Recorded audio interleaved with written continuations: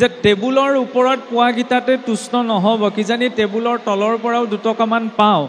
কাৰোবাৰ গৃহত যদি কিবা এটা পাতিছে, ৰভাখন দিবলৈ মানুহকেইজন ভাড়াত নিমন্ত্ৰণ দি আনিব লাগিব। আগতে ভাৰত বুলি ক'লে আপুনি মই এতিয়া বৰ্তমান যিটো ভৌগোলিক পৰিসীমা বুজো, আজিৰ পৰা ৬-৭ হাজাৰ বছৰ আগতে কিন্তু ভাৰতৰ এইটো ভৌগোলিক পৰিসীমা নাছিল। ভাৰতৰ পৰিসীমা থাইলেণ্ড, ইণ্ডোনেছিয়া, জাপান, ইজিপ্তলৈকে ব্যাপ্ত আছিল, যদি অত্যুক্তি কৰা নহয়। কাৰণ ইজিপ্তৰ দৰে দেশতো যেতিয়া গুহাত ভগৱান ৰাম আৰু হনুমন্তৰ চিত্ৰ, গুহা চিত্ৰ আৱিষ্কাৰ হৈছে, নেদাৰলেণ্ডত যেতিয়া ভগৱান ৰামচন্দ্ৰৰ নামত টকা প্ৰচলন আছে, থাইলেণ্ডৰ ৰজাই যেতিয়া এতিয়াও নিজৰ নামৰ পাছত ৰাম উপাধি লিখে, এইবিলাক কিছুমান সূচক, যিবিলাক সূচকে আমাক এইটো পতিয়ন যোৱাব বিচাৰে যে ভাৰতবৰ্ষ বুলি ক'লে বৰ্তমান আমি বুজি থকা ভৌগোলিক সীমাটোৱে ভাৰতবৰ্ষ নহয়। আজিৰ পৰা ৭,০০০-৮,০০০ বছৰ আগতে সমগ্ৰ পৃথিৱীজুৰি ভাৰতবৰ্ষৰ পৰিসীমা ব্যাপ্ত আছিল। বাৰু যাই হওক, সেই ভাৰতত যেতিয়া কলিৰ আগমন ঘটিছিল, তেতিয়া যুধিষ্ঠিৰৰ সন্মুখত তেওঁৰ চাৰিওজনা ভাতৃয়ে আগন্তুক সময়তনো দেশকালৰ পৰিস্থিতি কেনেকুৱা হ'ব সেই বিষয়ে জানিবলৈ অকণমান ইচ্ছা প্ৰকাশ কৰিছিল। আৰু তেতিয়া মহাৰাজ যুধিষ্ঠিৰে চাৰিওজনা ভাতৃক ৰাজ্যৰ চাৰিওদিশে যাবলৈ কৈছিল আৰু কৈছিল যে তোমালোক চাৰিওদিশে গৈ তাত যি যি লক্ষ্য কৰা গৈ সেই সম্পৰ্কত আহি আমাৰ আগত কবাহি। তাৰ আধাৰত আমি আগন্তুক সময়ৰ সমাজ ব্যৱস্থা, দেশকালৰ পৰিস্থিতিৰ বিষয়ে তোমালোকক অৱগত কৰিম। এই সম্পৰ্কত যেতিয়া পূব দিশলৈ অৰ্জুন গৈছিল, অৰ্জুন যাওঁতে দেখা পাইছিল যে এজন ব্যক্তি এখন নৈত ডিঙিলৈকে ডুব গৈ আছে, অথচ তেওঁ পিয়াসত পানী লাগে বুলি চিঞৰি আছিল।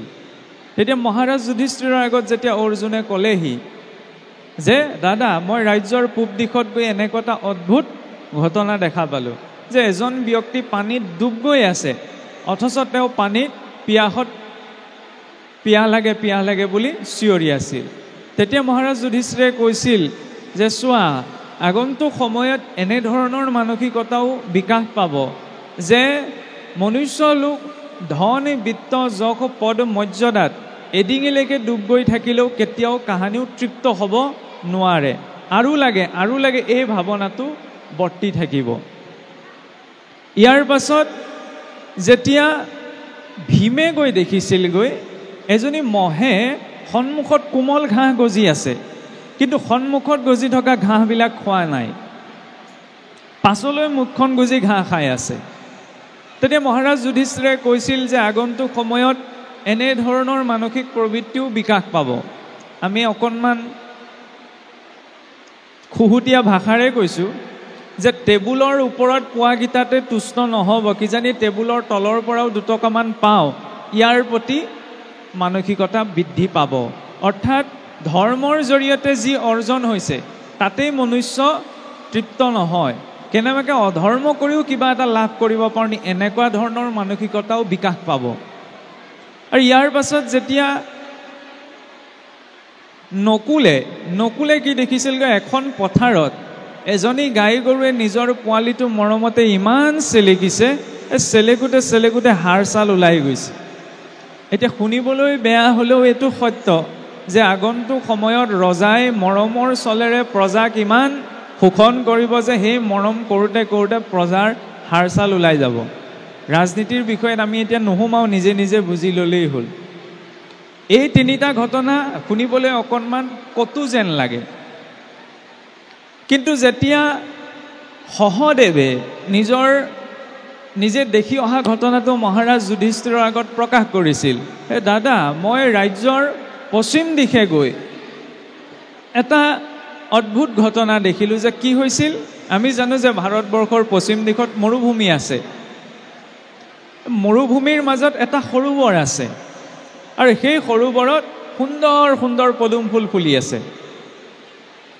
এতিয়া চাবলৈ গ'লে মৰুভূমিৰ মাজত পানী পোৱাটোৱে দুৰ্লভ, পদুম ফুল ফুলিবলৈ শিপাবিলাক বহুত তললৈকে যোৱাৰ প্ৰয়োজন। মৰুভূমিৰ মাজত কেনেকৈ পদুম ফুল ফুলিব? তেতিয়া মহাৰাজ যুধিষ্ঠিৰে কৈছিল যে চোৱা ভাতৃসকল, যে আগন্তুক কলিযুগত যদিও চাৰিওফালে অধৰ্ম, অনীতি, হিংসা ইত্যাদি ইত্যাদি বিভিন্ন ধৰণৰ বেয়া কাৰ্যকলাপ চলি থাকিব, কিন্তু তাৰ মাজতো ভাল মানুহ ওলাব। তাৰ মাজতো ভাল মানুহে ধৰ্ম সংস্কৃতি ধৰি ৰাখিব। আজি এই অনুষ্ঠানটিও সেই মৰুভূমিৰ মাজত পদুম ফুল ফুলাৰ লগতে আমি ঠিক তুলনা কৰিব পাৰোঁ। কাৰণ পূৰ্বৰ আলোচক ডাঙৰীয়ানীয়ে এটা সুন্দৰ প্ৰসংগ টানি আনিছিল যে আজি বৰ্তমান সময়, আজি বিজয়া দশমী, দুৰ্গা পূজা বুলি ক'লে আজি অসমীয়াৰ মাজত যেনেকুৱা এটা তেজ উপজে, শংকৰ জন্মোৎসৱ বুলি ক'লে সেইটো তেজ কিন্তু সকলোৰে গাত নুঠে। যিটো ভাৱনা দুৰ্গা পূজা বুলি ক'লে উলহ মালহ, চাবচোন কিছু লোক আমি পূজাক নিন্দা কৰিবলৈ নাযাওঁ, কাৰণ বৈষ্ণৱ মাৰ্গত এইটো দৰ্শন মহাপুৰুষে আগতেই আমাক দি থৈছে যে আনদেৱ নিনিন্দিব নবন্দিব। বৈষ্ণৱৰ লক্ষণ হৈছে তেওঁ কাকো নিন্দা নকৰে, কাকো প্ৰশংসাও নকৰে। তেওঁৰ এটা কথা স্পষ্ট ৰূপত জানে যে তেওঁৰ ভজনীয় দেৱ হৈছে একমাত্ৰ ভগৱন্ত কৃষ্ণ। পূজালৈ যাওক, আমি তাক বাধা দিব বিচৰা নাই, কিন্তু যিটো উলহ মালহত আজি বহু সংখ্যক লোক পূজালে বুলি ওলাই যায়, সেইটো উলহ মালহতা প্ৰয়োজন নিজৰ আমাৰ গুৰু সংস্কৃতিৰ প্ৰতি। আজি এই গাঁৱৰে লোণপুৰীয়া গাঁৱৰে বন্দিমান সাংস্কৃতিক গোষ্ঠীয়ে যিটো কৰ্ম ধৰি ৰাখিছে যে আজিকালি যুৱ প্ৰজন্মই কি পাতে, সাধাৰণতে চাবলৈ গ'লে বিহু ফাংচন পাতে, নহয়নে? চাবলৈ গ'লে ডাঙৰ ডাঙৰ বেলেগ ধৰণৰ ফাংচন, গীতিকাৰ মাতিব, গায়ক মাতিব ইত্যাদি ইত্যাদি। সেইখিনি অনুষ্ঠানো আমি ভুল বুলি ক'বলৈ যোৱা নাই, কিন্তু তাৰ লগতে এই গুৰু সংস্কৃতিৰ চৰ্চাৰ দিশটো আমাক লাগে। আজি এই অঞ্চলত যে সেই যুৱ প্ৰজন্মৰ উঠি অহা যুৱকসকলে যে সমাজখনত এই অনুষ্ঠানটিৰ জৰিয়তে কিবা এটা কৰিবলৈ প্ৰয়াস কৰিছে, পোনপ্ৰথমতে সেই দিশটো অতিকে প্ৰশংসনীয়। আৰু তাত আমি কেৱল ভাষণত বা কোৱা কথাৰে প্ৰকাশে কৰিছোঁ, এইকাৰণে তাক স্বীকাৰ কৰা প্ৰয়োজন, কাৰণ সমাজখনত বহু লোকে নিজৰ দায়িত্ব পালন কৰি আছে। কিন্তু এই অনুষ্ঠানটো অনুষ্ঠিত কৰিবলৈ যাওঁতে আমি ইয়াত নিমন্ত্ৰণ জনালে কাৰণে আহিলোঁ, খন্তেক সময় কথা কম গুচি যাম, কিন্তু এই অনুষ্ঠানটো কৰিবলৈ যাওঁতে যাৱতীয় যিখিনি সম্পদ গোটাই আনিব লগা হৈছে, কাৰোবাৰ পৰা হয়তো কিবা ভেকাহিও শুনিব লগা হৈছে, কাৰোবাৰ কতো মাত এষাৰো শুনিব লগা হৈছে, কাৰ ওচৰত গৈ কি বিচাৰিব লগা হৈছে সেই দিশটো আমি কিন্তু নাজানো। কাৰণ যিকোনো কৰ্ম কৰিবলৈ ভাৰতীয় সংস্কৃতিত সেইকাৰণে এটা সুন্দৰ দৰ্শন আছে, যজ্ঞ। যজ্ঞ বুলি ক'লে বহু লোকে কেৱল ঘৃতাহুতি দিয়াটোকে যজ্ঞ কৰ্ম নকয়। যজ্ঞ মানে এক অৰ্থত ত্যাগকো বুজায়। যিকোনো কৰ্ম কৰিবলৈ ত্যাগৰ প্ৰয়োজন, নাস্তি ত্যাগ সমম সূক্ষ্ম। এই অনুষ্ঠানটি কৰিবলৈও যে উদ্যোক্তাসকলে যি ত্যাগ কৰিছে, আপোনাসবেও নিজৰ সময়কণ, কাৰণ আজিৰ যুগত কাৰো কথা শুনিবলৈ কাৰো ওচৰত সময় নাই। বিজ্ঞান প্ৰযুক্তিবিদ্যাৰ উদ্ভৱ হৈছিল মূলতঃ দুটা কাৰণৰ বাবে, যাতে কম সময়ত আমি বেছি কাম কৰিব পাৰোঁ আৰু যাতে সকলোৰে জীৱন প্ৰণালীটো সৰল হয়। সেইবাবেতো মোবাইলটোৰ পৰা, ইণ্টাৰনেটৰ পৰা আৰম্ভ কৰি ফেন, AC সকলো যন্ত্ৰপাতিৰ উদ্ভাৱন, যাতে কম সময়ত আমি বেছি কাম কৰিব পাৰোঁ। গাড়ীখনত উঠিয়ে, প্লেনত উঠিয়ে যাতে আমি ঘণ্টাৰ ভিতৰত ইখন দেশৰ পৰা সিখনলৈ যাব পাৰোঁ। কিন্তু চাওকচোন, আজিৰ যুগত পথাৰত কাম কৰি থকা খেতিয়কজন আৰু সাতমহলীয়া অট্টালিকাৰ ভিতৰত বহি থকা ব্যক্তিজনক যদি এই দুটা কথা সোধেগে, পথাৰত কাম কৰি থকা খেতিয়কজনক যদি সোধে যে আপোনাৰ জীৱন প্ৰণালীটো সৰলনে, তেতিয়া ক'ব নহয় দেই, বৰ চিন্তা, কাৰণ বতৰৰ একো ঠিক নাইকিয়া হ'ল, খেতি ভাল নহয়, কেনেকৈ চলিম তাক চিন্তা।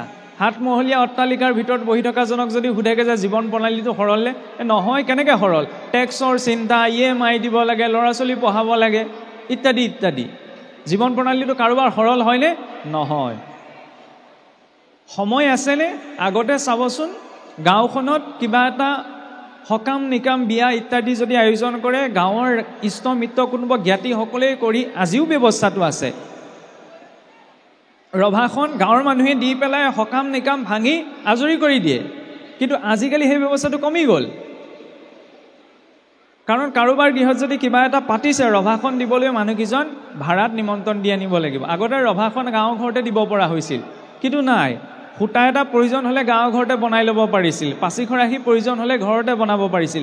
আজিকালি সেইখিনি চৰ্চা নাই। আমি এইটো কোৱা নাই যে সকলো সেই পাচি খৰাহী বনোৱা অৱস্থালৈ ঘূৰি যাব, কিন্তু যে এই চৰ্চাখিনি আমাৰ পৰা নাইকিয়া হৈ গ'ল, ইয়াৰ পৰা আমি এইটো কথা ক'ব বিচাৰিছোঁ যে এই যুগটোত কাৰো জীৱন প্ৰণালী সৰল নহয় আৰু কাৰো ওচৰত সময় নাই, কিন্তু তাৰ মাজতো আপোনাৰ হবে ইয়াত যে এইকণ সময়কণ দিছে, এই সময়কণ যে উচৰ্গা কৰিছে গুৰু সংস্কৃতিৰ নামত। আজি অনুষ্ঠান বা শেষ হ'লেই যে আমি ঘৰলৈ গুচি যাম সেইটো নহয়, ইয়াৰ পৰা আমি এটা চিন্তালৈ উভতিব লাগিব। মহাপুৰুষে আমাক কি চিন্তা দি থৈ গ'ল,